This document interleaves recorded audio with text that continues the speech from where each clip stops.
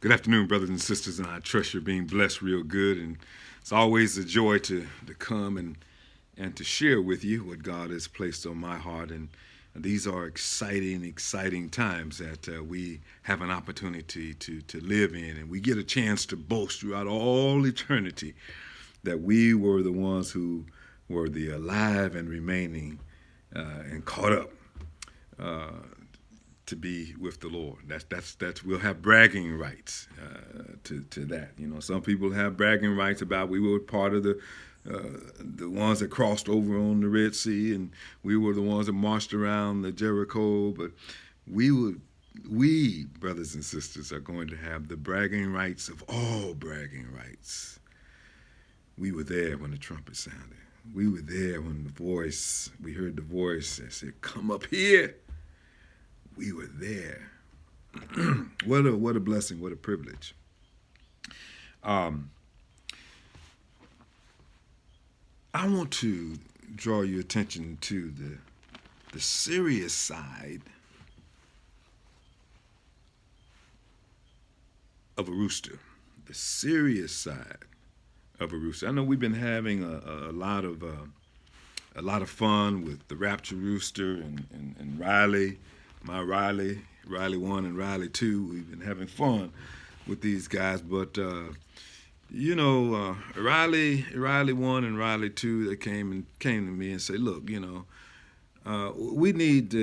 people need to know that there's a serious side to roosters as well. So we're going to look at the serious side of roosters. And what kind of led me to this discussion, this train of thought, if you will, is there are roosters all around here, in front and back, and as I was just listening to them yesterday, and I'm going, roosters, they don't just crow in the morning. They just, I hear them all through the day. Early in the morning, sometimes late morning, late afternoon, and you might even hear one or two while I'm making this video, and it's about a little after 1:00 p.m. here on the West Coast. But anyway, it led me to look at how and what a rooster communicates when they crow. Matthew the 26th chapter, we pick it up in verse 30, and after singing a hymn, they went out to the Mount of Olives. And then Jesus said to them, "You will all fall away because of me this night."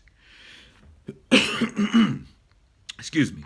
For it is written, "I will strike down the shepherd, and the sheep of the flock shall be scattered. But after I have been raised, I will go before you to Galilee." It doesn't matter what's going to take place this night, but you need to remember that I got you, and I got a plan that goes beyond the night. But that's another video. But Peter answered and said to him, "Even though all may fall away because of you, I will never fall away." And Jesus said to him, this is a conversation between Peter and Jesus. Peter said to him, "Truly I say to you." He turned his attention to all of the disciples that they were, when they were sharing in the meal, he told all of the disciples to eat and drink of this cup. This is my body, and he told all of them that my blood is going to be shed for all of you, and then he says to all of them in verse 31 that you will all leave me, forsake me, because the scriptures has to be fulfilled. And then Peter and him make a special connection. And Jesus says to him, I say to you this very night, before a cock crows, you shall deny me 3 times.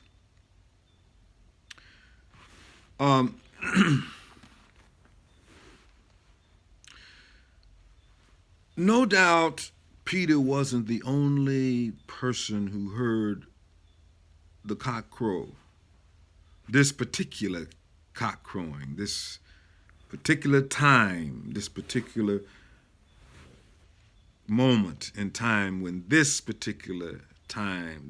Peter heard this cock crowing,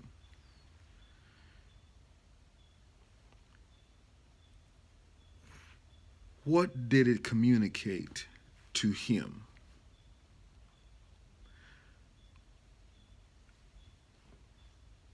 A lot of people, no doubt, heard it. It wasn't an inaudible sound. It wasn't some kind of miraculous sound that only Peter could hear. It was a regular crowing, the regular way a rooster communicates. What was he communicating to Peter? What was the message? Well, when a rooster crows, what is he saying when he crows? Sounds and actions of a rooster. Check this out. This is from from the website. This is a blog. Sounds and actions of a rooster. It's called A Healthy Life for Me. The website is ahealthylifeforme.com. Yes, this is by Amy. On this, she got it posted on this website. Sounds and actions of a rooster. Yes, everyone knows that roosters crow and that it's supposed to mean that the sun is cresting the horizon. However, roosters crow all day and sometimes all night. What you may not know is that chickens are talkative in other ways during the day. It is said that chickens have 30 different vocalizations. But we just want to check the rooster out right now. The rooster is a bird with a lot to say, she says. They have several different noises that they make, and each has its own meaning. She says, having them in the garden with me and having so many roosters, I now know a little rooster speak. Oh yes, when I hear a certain sound, I immediately scan the sky for a predator or check the area for a threat. I know when a hen makes a certain sound to expect to hear her rooster crow soon after. With each sound a chicken or rooster makes, you can expect an action or reactions. If you're a hen, you listen to the sounds of the rooster. The sounds are all meant for you, because the mighty, mighty rooster is looking out for you at all times. You put up with his loud and noisy crow, his bossiness, and his need to pull your feathers. After all, the guy is not just a pretty face. He will risk his life to save you. So you appreciate him for all the sweet and good things he does, and forgive him for the rest. If you are a hen like Cheeks, that's one of her hens, who is a huge busybody and tends to wander around not paying attention to where she is until she looks up and finds herself all alone, you appreciate your rooster. When she finds herself lost, she puts out a cry of worry so that her rooster will crow and let her know where he and the other hens are. Oh yes, it's true. When a hen is worried, stressed, complaining about having to lay an egg or finds herself away from the group, she lets out a stressful squawk over and over. It's a bit of an annoying sound. The rooster, who is her protector, starts to crow so that she can come and find him. If he is really worried, he will run to where she is and escort her back to the group. What a gentleman. Talking about the serious side now of a rooster. When a rooster makes a loud, deep, and abrupt sound, that means danger, aerial threat. If the sound is a subtle sound, everyone stops, lifts his or her heads, and scans the sky at once. If the sound is strong, those hens run for the nearest cover, bushes, trees, under the peppers in the garden, whatever is the closest. They don't look around, they just run. The rooster follows, but he constantly scans the sky, and his hens constantly protecting his ladies. What a warrior.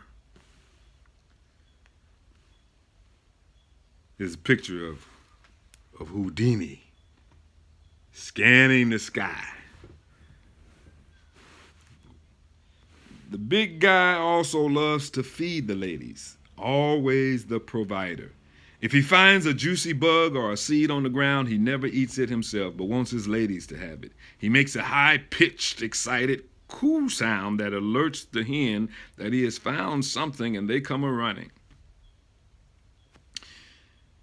Now here's the thing about our tricky rooster. Sometimes he makes this sound when he really hasn't found anything, but he knows his hens will come to his side.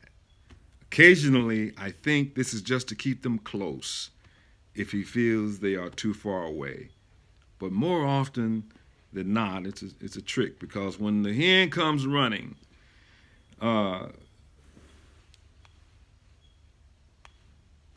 that's the Song of Solomon stuff here, so I have to let y'all read that on your own. Something else that the rooster does that makes me, as a woman, she says, roll my eyes, is his wing down management, as I like to call it. A rooster has a deep-seated need to boss the hens around. He tries his damnedest to tell them where they can and can't go. He does this by walking up sideways to a hen, lowering his wings on the outside until it faces the ground, and does a little shuffle along the hen, trying to push her where he wants her to go. She sometimes runs away, some like my barred rock face. That's a kind of chicken, straight on and let him know, no way, no how. What a bossy rooster. As evening falls and it's time to go to bed, the rooster's job is not done. Depending on the number of ladies in his care, it can be quite tiresome to get them to bed. He usually heads into the coop first to see that all is well and no threats are in the coop, and of course to be their leader. He waits to see if his ladies follow. More often than not, some won't.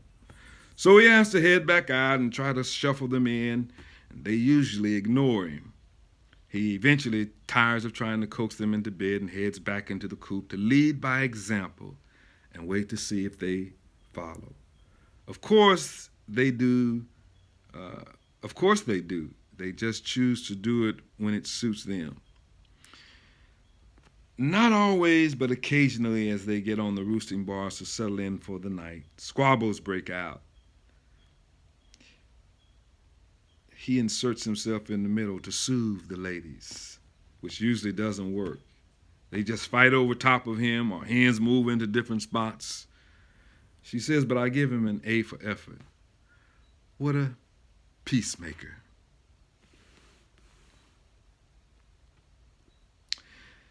So you know, the rooster is a diverse fellow whose job is never done, and he has to wear many different hats throughout his day.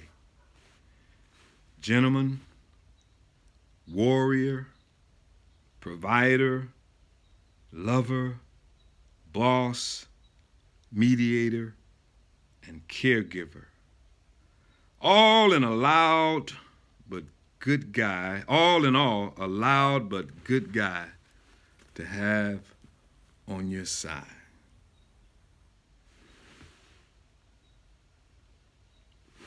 But we still are going to ask and answer the question, what was being communicated? What was the rooster saying to Peter that nobody else heard or nobody else understood? A little interesting side note about this Rooster and this website. You see that website? It's a healthylifeforme.com. But on the picture of the rooster, it just has a healthy life for me. I'll let you guess how many letters that is. You want to give them a cock-a-doodle-doo? All right. We'll be back at you, and we're going to look at this, how a rooster, what the rooster crow, what it meant, what it communicated to Peter when he heard the rooster crow. Maranatha, beloved.